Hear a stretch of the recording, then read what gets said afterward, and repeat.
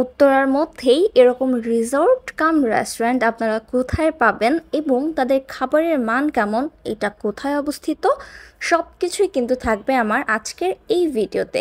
তাই পুরো ভিডিওটা না টেনে সম্পূর্ণ দেখুন, সব ইনফরমেশন কিন্তু আমি এই ভিডিওতেই শেয়ার করে দেবো।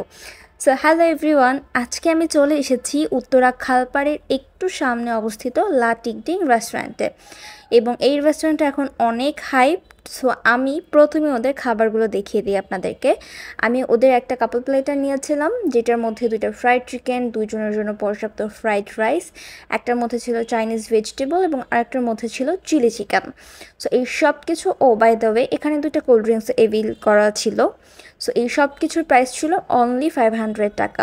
ইউজুয়ালি ওদের মেনুতে যে খাবারগুলো দেখেছি সবগুলোর প্রাইসই মোটামুটি হাই রেঞ্জ বলা যায়, মানে একদমই বাজেট ফ্রেন্ডলি বলবো না, বাট অফারের মধ্যে এই একটা স্পেশাল পিক আওয়ারের মধ্যে রিসেন্টলি এই অফারটা ওরা দিয়েছে। সো আমি ওটাই অ্যাভেল করেছিলাম, আর এগুলোর সাথে একটা চাটনিও ছিল। সো সব কিছু আমি আমার প্লেটের মধ্যেই নিয়ে নিলাম। এখন আমি আসি খাবারের টেস্ট নিয়ে। টু বি ভেরি অনেস্ট, খাবার আমাকে ডিসঅ্যাপয়েন্ট করেছে।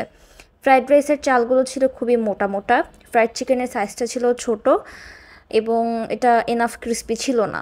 ফ্রাইড চিকেনের টেস্টটা ভালো ছিল বাট এনাফ ক্রিস্পি ছিল না।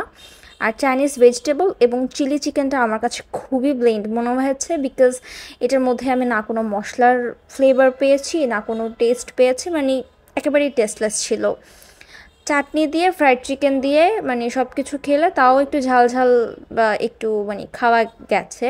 যেহেতু আমি কিনে ফেলেছি তাই আমি খেলাম, রাদার দেন আমি কখনোই হয়তো এই রেস্টুরেন্টে শুধুমাত্র খাওয়ার জন্য যাব না।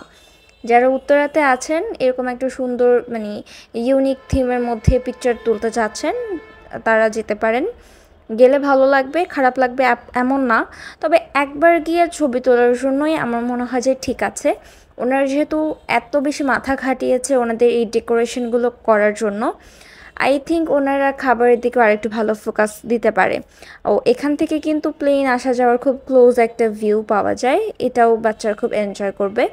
যদিও প্লেন যাওয়া আসাটা এখন মানে দেখতে আনন্দের চাইতে আতঙ্ক বেশি মনে হয়, বাট তারপরও সো আমার কাছে সব কিছু মিলিয়ে এক্সপিরিয়েন্স ওভারঅল ভালো ছিল।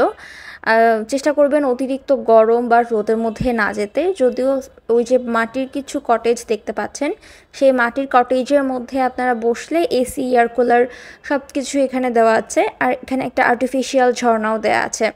এই যে আমি এই মাটির ঘরগুলোর কথা বলছিলাম, এগুলোর মধ্যে বসলে কিন্তু আবার রোদের মধ্যেও আপনার হ্যাসেল ফ্রি থাকবেন।